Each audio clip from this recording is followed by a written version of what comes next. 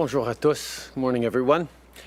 The first thing I want to talk about today is what we're doing to support Indigenous people during the pandemic. Since day one, our government has been engaging with First Nations, Inuit, and Métis Nation leaders in the fight against this virus. We've been listening to people's concerns and working with local leadership to ensure that communities are getting the right support. And so far, we've taken a number of important steps.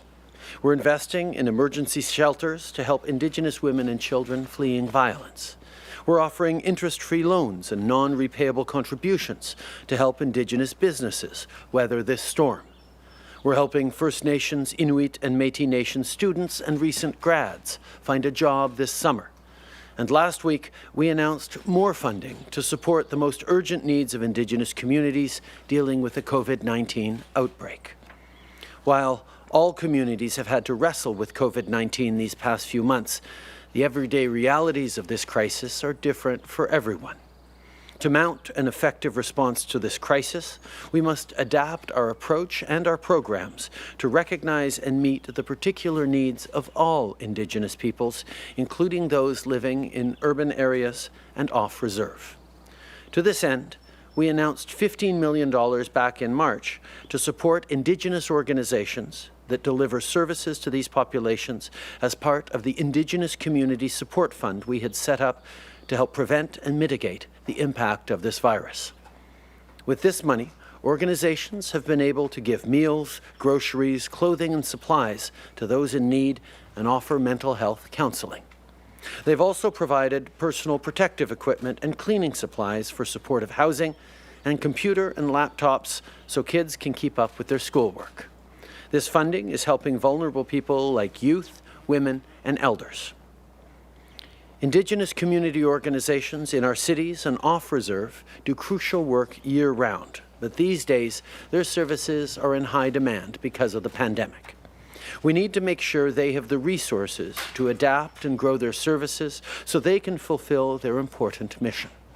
So today, our government is announcing an additional $75 million in new funding for organizations that address the critical needs of the over 1 million Indigenous people living in urban centres and off-reserve. This is critical work. If you live off-reserve or in a city, we're working to make sure you don't fall through the cracks. You need and deserve services that are culturally appropriate, and that's what we're doing with today's investment.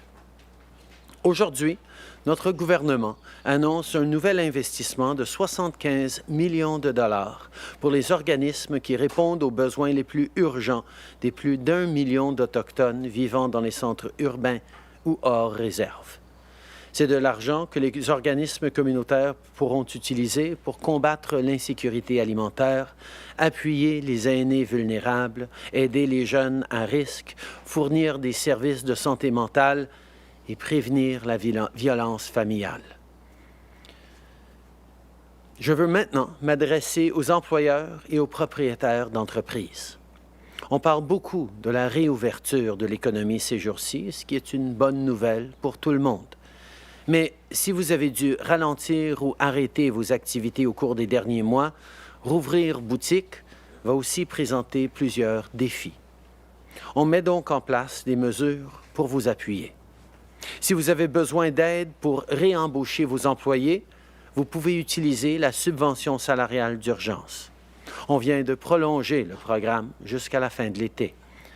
Si vous éprouvez des problèmes de liquidité, ou si vous avez des dépenses à assumer, vous pouvez obtenir un prêt par l'entremise du compte d'urgence pour les entreprises.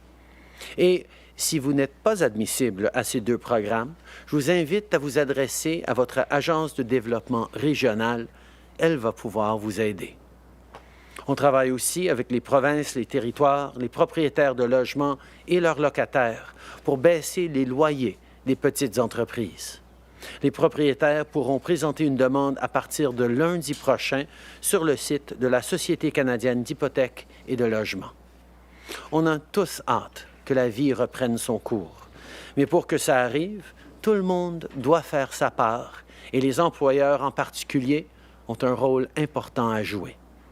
Quand les gens pensent au retour à la normale, l'une des premières choses qui leur vient à l'esprit, c'est de retourner travailler.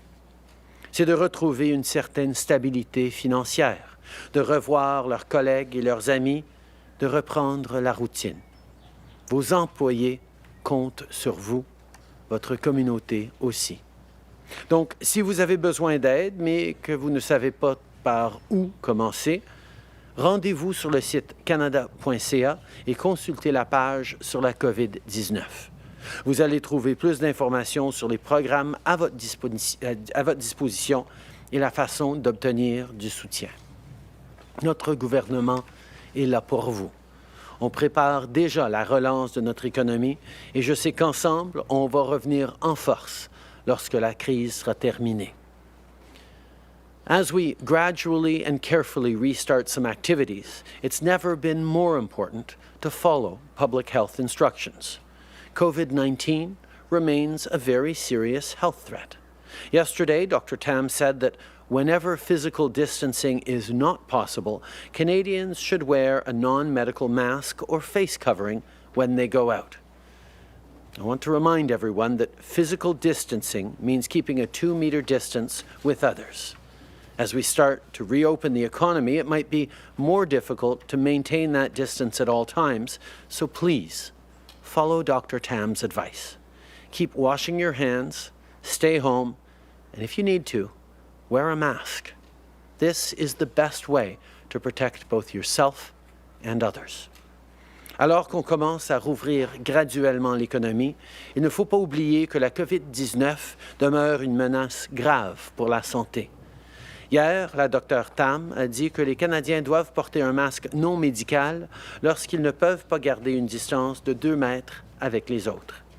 Alors qu'on commence à rouvrir l'économie, ça pourrait devenir plus difficile de respecter les règles de distanciation physique. C'est donc important de continuer à suivre les directives de la Dr. Tam. Lavez-vous les mains, restez chez vous et si c'est nécessaire, portez un masque. C'est la meilleure façon de protéger notre santé et celle des autres. I want to end today with a piece of good news. Today, more than 230 new officers are graduating from the Royal Military College of Canada. They are part of a new generation of exceptional women and men ready to serve our country with distinction. You have chosen to step up and serve your country, and we could not be more proud of you. Thank you for your example. Thank you for your dedication. Thank you for your love of this extraordinary country. And mostly, thank you for everything you will do for us in the coming years. Congratulations to the class of 2020.